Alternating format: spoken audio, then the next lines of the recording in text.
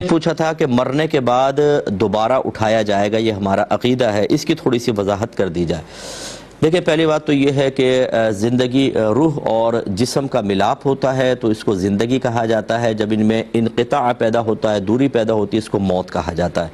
تو بس ابھی جیسے ہم ہیں، ہمارے ساتھ جسم اور روح کا مجموعہ ہے، پھر اللہ تعالیٰ روح کو نکال لے گا تو موت آئے گی۔ اور ہمارے ہاں دوسرے جنم کا کوئی تصور نہیں ہے، جیسے 7 جنم کا بعض عقیدوں میں ہوتا ہے، ہمارے ہاں ایسا نہیں ہے۔ انسان مر کے قبر میں جائے گا۔ یہ قبر کی جو منزل ہے، اتنا جو ٹائم پیریڈ ہے، یہ دنیا اور آخرت کی راہ میں ایک رکاوٹ ہے۔ آپ دیکھیں کہ جب یہ ٹائم پورا ختم ہوگا تب ہم آخرت میں اٹھ سکیں گے، اور رکاوٹ کو برزخ کہتے ہیں، اس لیے اس عرصے کو عالم برزخ سے تعبیر کیا جاتا ہے کہ جب ہم مریں گے تو عالم برزخ میں جائیں گے، وہاں پر قبر ہوگی۔ اور قبر کا مطلب یہ نہیں ہوتا جو گڑھا ہے، یہ تو ہم اور آپ اس کو کہتے ہیں۔ قبر اصل میں مرنے کے بعد اور میدان محشر میں اٹھنے تک جہاں پر انسان رہے گا وہ اس کی قبر ہے، چاہے وہ زمین کا گڑھا ہو، چاہے اس کو مچھلیاں کھا جائیں، شیر کھا جائے، ان کے جسم کا حصہ بن جائے، وہیں پہ اس کی قبر ہے، اور وہیں پر منکر نکیر آ کے کویسچنز کرتے ہیں، اور وہیں عذاب اور ثواب کا سلسلہ شروع ہو جاتا ہے۔ تو یہ عام طور پہ جو قبر ہم کھودتے ہیں اس کو قبر کہہ دیتے ہیں، ورنہ قبر وہ مقام ہے کہ جہاں مرنے کے بعد انسان قیامت تک رہے گا۔ جو نیک ہوگا اس کی قبر جنت کے باغوں میں سے ایک باغ ہوگی، اور جو برائی کر کے جائے گا، کافر مرتد وغیرہ ہیں، تو ان کی قبر جہنم کے گڑھوں میں سے گڑھا ہے۔ پھر ایک بیچ کی کیفیت ہوتی ہے کہ برا مسلمان، بہت سے مسلمان ایسے ہوں گے جیسے بے نمازی ہیں، لوگوں کو تکلیف دینے والے ہیں، جو عورتیں زبان چلاتی ہیں، یہ شوہروں کی بہت زیادہ نافرمانی کرتی ہیں اور بغیر شرعی وجہ کے، یہ عذابات قبر ان کے لیے تیار ہیں۔ اللہ تعالیٰ معاف فرمائے سب کو، اللہ تعالیٰ ہم سب کو معاف فرمائے، ہماری بہنوں کو بھی، ہمارے بھائیوں کو بھی، لیکن بہرحال عذاب قبر ہوگا۔ اور اسی طرح منکر نکیر آئیں گے، کویسچنز کریں گے۔ 3 کویسچن ہوتے ہیں: مر ربو کا، تیرا رب کون ہے؟ ما دینو کا، تیرا دین کیا ہے؟ ما کنت تقول فی حق هذا الرجل، تو اس شخص کے بارے میں کیا کہا کرتا تھا؟ اور نبی کریم کا چہرہ انور دکھایا جاتا ہے، سرکار بلکہ باقاعدہ قبر میں تشریف لاتے ہیں۔ جو ان تینوں سوالات کے جواب دے گا سرخرو ہو جائے گا۔ پھر برود قیامت سور پھونکا جائے گا، ایک سینگ سا ہے، اس میں حضرت اسرافیل علیہ السلام سور پھونکیں گے۔ پہلی مرتبہ سور پھونکیں گے، سب تباہ ہو جائے گا۔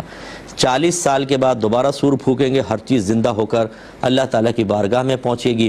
وہاں جا کے ہماری زندگیوں کا جتنا بھی ہم نے کام کیے ہوں گے ان کا حساب و کتاب ہوگا۔ جو کامیاب ہوگا سیدھے ہاتھ میں نام اعمال دیا جائے گا، ناکام ہوگا الٹے ہاتھ میں نام اعمال ہوگا۔ سیدھے ہاتھ والے جنت میں جائیں گے، یہ جہنم میں جائیں گے۔ پھر جو جہنم میں جائیں گے وہ بھی 2 طرح کے ہوں گے، اگر وہ کافر اور مرتد مرے تھے کبھی نکلنا نصیب نہیں ہوگا، اور حالت ایمان میں مرے تھے لیکن برے اعمال تھے تو برے اعمال کی سزا بھگتنے کے بعد پھر وہ جنت میں واپس آ جائیں گے۔ کچھ اور بھی پوچھا ہے، میں عرض کرتا ہوں۔ خاتون نے مزید یہ پوچھا تھا کہ کیا ہم اسی امت میں اٹھیں گے، رشتہ دار وغیرہ ساتھ ہوں گے؟ تو بالکل، ہم نبی کریم صلی اللہ علیہ وسلم کی امت میں ہیں، اور اس نسبت کی بنا پر ہمیں VVIP پروٹوکول ملے گا میدان محشر میں۔ سب سے پہلے ہم داخل جنت ہوں گے، پھر پچھلی امتیں ہوں گی، اور جو رشتہ دار نیک ہوں گے، حالت ایمان میں دنیا سے رخصت ہوئے ہوں گے، وہ انشاءاللہ میدان محشر میں ملیں گے، اور پھر جنت میں بھی ملاقاتیں ہوں گی۔ ایک انہوں نے کہا کہ میں وضو تو پورا کر لیتی ہوں لیکن پیروں کو نہیں دھو پاتی، تو پیروں پہ مسح کر لیتی ہوں، غالباً کوئی کروانے والا ہوتا نہیں ہے قریب، تو کیا حکم شرع ہوگا؟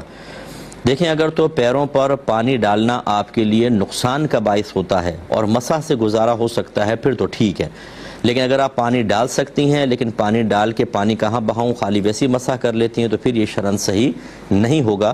اس صورت میں آپ کو چاہیے کہ آپ وہ جو ریگزین کے یا چمڑے کے موزے ہیں وہ لے لیں اور وہ پہن لیں، اور جب آپ کا جیسے وضو ٹوٹا تو آپ پاؤں دھو کے ان کو پہن لیں، بقیہ وضو کر لیں۔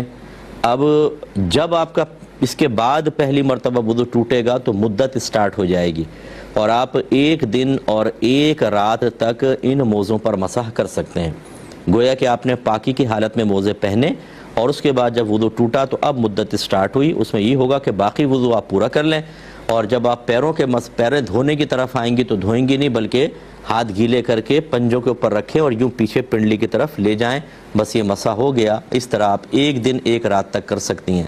جب 1 دن 1 رات گزر جائے تو بس پھر یہ موزوں کی مدت ختم ہو جائے گی، پاؤں نکال کے پاؤں دوبارہ دھو لیں، پھر اس کے بعد موزے پہن لیں۔ لیکن اگر آپ کو پاؤں دھونے میں ہی تکلیف ہوتی ہے، مرض بڑھ جاتا ہے، کوئی اور پرابلم ہوتی ہے، پھر آپ پاؤں پہ مسح کر سکتی ہیں، پھر موضوع کا تکلف کرنے کی حاجت بھی نہیں ہوگی۔ یہ کہتے ہیں کہ جب ہم مہمان بن کے جائیں تو کیا قصر پڑھیں یا کیا کریں، کیا حکم شرع ہوگا؟ دیکھیں، جب آپ کسی کے ہاں مہمان جاتے ہیں تو پہلے تو یہ دیکھا جائے گا کہ کیا آپ اپنے شہر کی حدود سے کم از کم 92 کلومیٹرز دور گئے ہیں، یعنی شہر کی حدود سے باہر نکل کر کم از کم 92 کلومیٹرز دور جانے کا ارادہ ہوگا تو آپ شرعی لحاظ سے مسافر بنیں گے۔ لہٰذا اگر صرف باہر نکلے شہر سے اور 20 کلومیٹر دور جانے کا ارادہ ہے تو پھر تو شرعی مسافر ہیں ہی نہیں۔ پھر جب آپ اس کے شہر میں پہنچ جاتے ہیں اور ارادہ وہی 92 کلومیٹرز دور جانے کا ہے اور پہنچ گئے، تو اب یہ دیکھا جائے گا کہ اگر آپ 15 دن یا اس سے زیادہ ٹھہرنے کی نیت کرتے ہیں اسی ایک جگہ پر، تو پھر آپ پوری نماز پڑھیں گی، اب قصر نہیں ہوگی، اور اگر 15 دن سے کم ہیں تو پھر آپ کو قصر کرنی ہوگی۔ لیکن یاد رکھیے گا کہ جو خواتین ہوتی ہیں یہ مردوں کی، اگر جیسے آپ کے ہسبینڈ آپ کے ساتھ ہیں تو آپ ان کی مرضی کے تابع ہیں، لیکن اس میں بھی بس دو چیزیں ہیں، ذرا اب تفصیل بیان کرنی پڑتی ہے۔ ایک یہ جو مہر ہوتا ہے نا، ایک ہوتا ہے مہر معجل عین والا، جس کو عند طلب بھی کہتے ہیں، جس کو لکھا جاتا ہے جی فوری طور پہ دینا ہے، وہ چاہے شوہر دے نہیں۔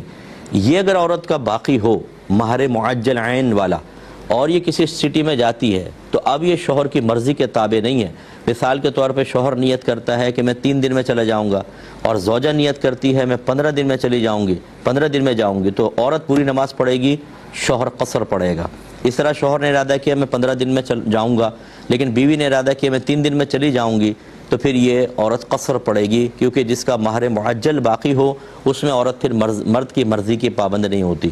لیکن اگر شوہر نے ادا کر دیا ہے تو پھر وہ بیوی شوہر کی مرضی کی پابند ہوگی، اب آپ کے نیت کا اعتبار نہیں ہوگا۔ لہٰذا اگر شوہر نے مہر معجل دے دیا ہے اور اب وہ نیت کرتا ہے کہ میں 15 دن میں جاؤں گا اور آپ نے کہا نہیں میں ہفتے میں جاؤں گی، آپ کو پوری نماز ہی پڑھنی ہوگی، کیونکہ آپ شوہر کی نیت کے تابع ہیں۔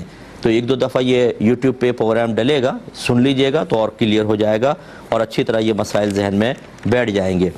سسٹر نے کہا کہ شوہر بیوی کا جھگڑا ہو گیا گاڑی کے اندر، شوہر ناراض ہو کے اترا اور آئی لیو یو کہہ کر میں تمہیں چھوڑ رہا ہوں، وہ چل پڑا، تو عورت نے بعد میں اس سے پوچھا ہوگا کہ بھئی آپ نے کس قصد و ارادے سے کہا؟ اس نے کہا میری نیت طلاق کی نہیں تھی، میں تو گاڑی میں تمہیں چھوڑنے کا کہہ رہا تھا، تو کیا حکم شرع ہوگا؟ دیکھیں، اس طرح کے الفاظ جس میں 2-3 باتوں کا 2-3 میننگز نکل سکتی ہوں، 2-3 پہلو ہوں، اس میں ایسا ہی ہوتا ہے کہ شوہر سے کہا جاتا ہے کہ آپ اللہ کی قسم کھائیں کہ آپ کی نیت طلاق کی نہیں تھی۔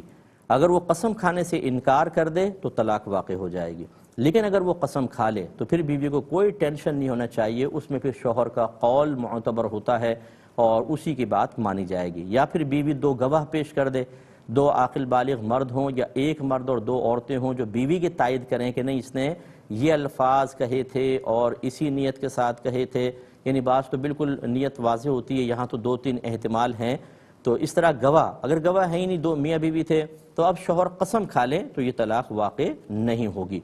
دوسرا آپ نے فرمایا کہ اگر طلاق کے واقع ہونے میں زوجہ کو شک ہو، بیوی ہاں کہتی ہے، شوہر کہتا ہے میں نے نہیں دی، وہ فتویٰ لے لیتی ہے، مفتی صاحب اس میں لکھ دیتے ہیں کہ بھئی یہ طلاق نہیں ہوئی، تو کیا بیوی اس کے ساتھ رہ سکتی ہے؟ اس کی کوئی شرعی گرفت تو نہیں ہوگی؟ تو اس سسٹر نے جو کہا کہ اگر وقوع طلاق میں اختلاف تھا، شوہر کہتا ہے کہ طلاق نہیں دی، بیوی کہتی ہے دی ہے، پھر زوجہ نے کہیں سے فتویٰ لیا، مفتی صاحب نے یہ کہا کہ طلاق نہیں ہوئی، تو کیا وہ شوہر کے ساتھ رہ سکتی ہیں؟ کوئی شرعی گرفت تو نہیں ہوگی؟ تو جی بالکل نہیں ہوگی۔ جب آپ کسی اچھے مستند ادارے سے یا مستند مفتی صاحب سے فتویٰ لے لیتی ہیں تو بس آپ نے شرعی تقاضا پورا کر لیا۔ اللہ تبارک و تعالی نے ارشاد فرمایا فَاسْأَلُوا أَهْلَ الذِّكْرِ إِن كُنتُمْ لَا تَعْلَمُونَ، اگر تم نہیں جانتے تو اہل علم سے سوال کرو۔ تو سوال کرنے کا مطلب صرف یہ نہیں کہ سوال کرو پھر فیصلہ خود کرو، مطلب یہی ہے کہ اہل علم سے پوچھو، جب وہ جواب دیں اس کو آپ اختیار کر لیں، لیکن وہ مفتی صاحب ہی ہونا چاہیے، ہر داڑھی والا مفتی نہیں ہوتا، ہر عالم فتویٰ دینے کا اہل نہیں ہوتا ہے۔ تو اچھے مفتی صاحب نے اگر فتویٰ دیا ہے، اب آپ بالکل ٹینشن میں نہ رہیں، آپ کا شوہر کے ساتھ رہنا شرعی اعتبار سے کوئی قابل گرفت نہیں ہے۔ سنا ہے کہ وہ کہتے ہیں کہ شادی ہمارے قدرت و اختیار میں ہے، یہ ان چیزوں میں سے نہیں ہے کہ جو اللہ نے فیصلے فرما دیے ہیں، کیا حکم شرع ہوگا؟ دیکھیں، جو بھی ایسا کہے گا وہ عالم نہیں ہوگا، یا وہ ڈگری والا عالم ہوگا کہ ہمارے دارالعلوم سے فارغ ہونے والے ہر بچہ جو ہے وہ اچھا پڑھتا ہو یہ بھی ضروری نہیں ہے۔ اساتذہ کو شکوہ رہتا ہے کہ پڑھتے نہیں ہیں، یاد نہیں کرتے، لیکن چونکہ ایک مجبوری ہوتی ہے اداروں کی بھی، ایسے بچوں کو بھی سند جاری کر دیتے ہیں۔ لوگ سمجھتے ہیں کہ جی ان کی ڈگری ہے، وہ اپنے پلاسٹک کوٹنگ کرا کے فریم میں کر کے گھر میں لگا بھی دیتے ہیں، جی عالم ہو گیا ماشاءاللہ۔ حالانکہ عالم ڈگری سے نہیں، عالم علم سے ہوتا ہے۔ علم والے کو عالم کہتے ہیں، ڈگری والے کو تو نہیں۔ ایسے کسی شخص نے کہہ دیا ہو تو الگ بات ہے، لیکن جو واقعی صحیح عالم ہیں وہ کوئی ایسی بات نہیں کہے گا، کیونکہ اللہ تبارک و تعالیٰ نے شادی بیاہ کے معاملات ازل سے فیصلہ فرما دیے ہیں۔ لیکن چونکہ مجھے نہیں پتہ میری کس کے ساتھ شادی ہوگی، آپ کی کس کے ساتھ ہوگی، تو ہمیں کوشش کرنے کا حکم ہے۔ یہی وجہ ہے کہ اگر انکار ہو جائے تو صدمہ نہ لیں۔ میں نوجوانوں سے گزارش کرتا ہوں، بیٹا کوئی خودکشی کرنے کی حاجت نہیں ہے، بلکہ تقدیر الہی پہ توجہ کریں، اللہ کے فیصلہ ازلی کو اپنے پیش نظر رکھیں، اور اللہ سے عرض کریں یا رب کریم میں نے کوشش کی، میرے دل دکھا ہوا ہے کہ میری مطلوبہ جگہ شادی نہیں ہوئی، لیکن اس کی شادی کہیں اور ہو جانا یہ ظاہر کرتا ہے کہ تیرا فیصلہ یہی تھا کہ میری شادی اس کے ساتھ نہ ہو، اور اے رب میں تیری رضا پر راضی ہوں۔